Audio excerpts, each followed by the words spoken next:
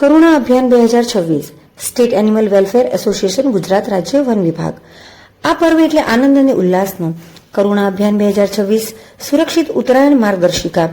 આપણી નાનકડી સાવચેતી કોઈ પક્ષી કે માનવીનો જીવ બચાવી શકે છે. પક્ષી બચાવો અભિયાન. વન વિભાગ, સ્ટેટ એનિમલ વેલફેર એસોસિએશન, પશુપાલન અને સ્થાનિક સંસ્થાઓ દ્વારા આયોજિત. ઉત્તરાયણ દરમિયાન રાત્રે ફટાકડા ન ફોડવા તેમજ ચાઇનીઝ દોરી, તુક્કલ પણ બહિષ્કાર કરવો. તેને ખરીદવું કે વેચાણ કરવું એ સજાને પાત્ર છે. વીજળીના થાંભલા, ટ્રાન્સફોર્મર કે સબસ્ટેશન પર ફસાયેલી પતંગને કાઢવા લોખંડની પાઇપ કે વિદ્યુત વાહક વસ્તુથી પતંગ નીકાળવાનો પ્રયત્ન કરવો નહીં. બાઇક પર તાર લગાવવો જેથી બાઇક સવારના ગળા ઉપર દોરી આવતા અટકે છે.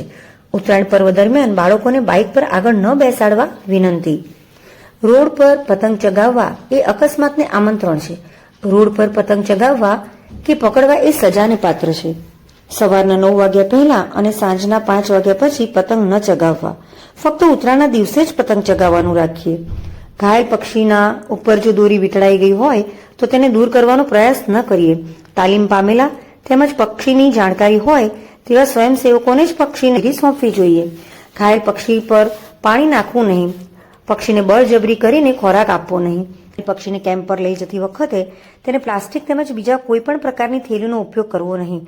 તેને લઈ જવા માટે વાંસના કે પૂંઠાના બોક્સનો ઉપયોગ કરવો જોઈએ. ઘાયલ પક્ષી સાથે રમત કરવી નહીં. પાંખો પોળી કરીને ઘા જોવાની કોશિશ કરવી નહીં. ઘાયલ પક્ષી સાથે સેલ્ફી કે તેને હેરાનગતિ થાય તેવું કંઈ કરવું નહીં. ઝાડ પર તેમજ રસ્તા પર પડી રહેલી દોરીનો યોગ્ય નિકાલ કરવો. પક્ષી હેલ્પલાઇન 1962 અને 1926.